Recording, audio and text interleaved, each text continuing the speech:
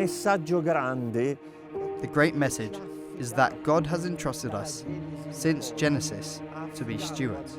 To steward not only by guarding, but also by cultivating the garden of creation.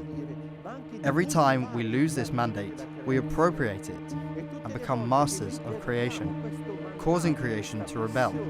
Moreover, the Lord has also asked us to represent Him. Di rappresentarlo.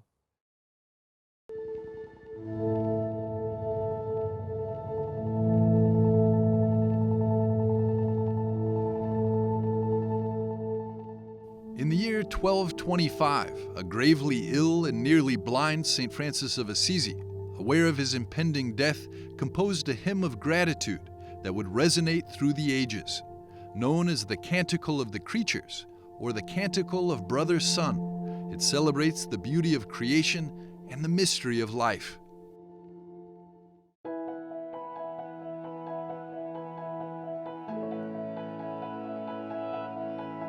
Eight centuries later, on January the 11th, 2025, the Franciscan family gathered in Assisi to honor the 8th centenary of the Canticle, with ceremonies at the sanctuaries of San Damiano and the Spoliation.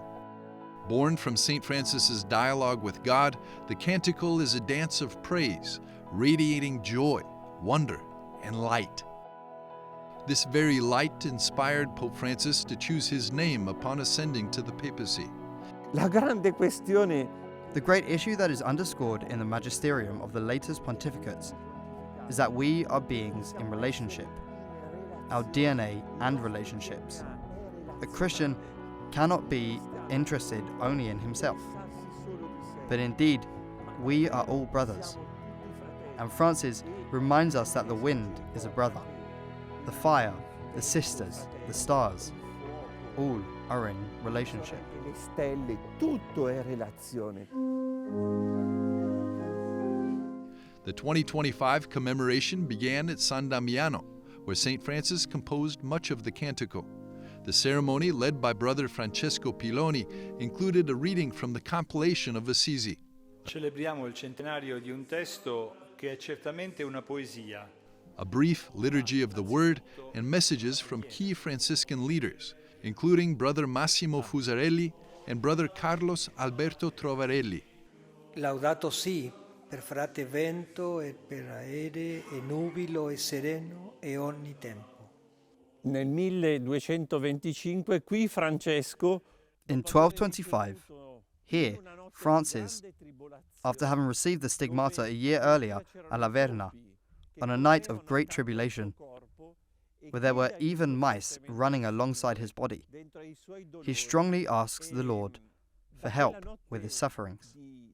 And from that night, a travail was born, one of the greatest and most powerful expressions that marked literature. Here, friends, Francis composed the Canticle of the Creatures. Il Cantico delle Creature. The celebration continued at the sanctuary of the Spoliation, where Brother Simone Calvarese led reflections on the Canticle's final stanzas, focusing on forgiveness and death.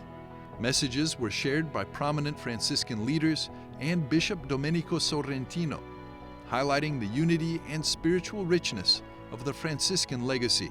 La bellezza è che ormai I francescani. The beauty is that now the Franciscans are in more than 100 countries around the world, and each one wants to strongly tie this expression that is 800 years old, but so current and so contemporary, the Canticle of Creatures, because each of us is in contact with the sun, the moon, the stars, and the earth, but also with illness and death. And forgiveness touches all created realities, but it touches man. Tocca tutte le realtà create, ma tocca l'uomo. In his final years, St. Francis found joy in an apparent paradox, the acceptance of brother pain and sister death. Amid physical suffering and discord among his brothers, his dialogue with God became a source of hope.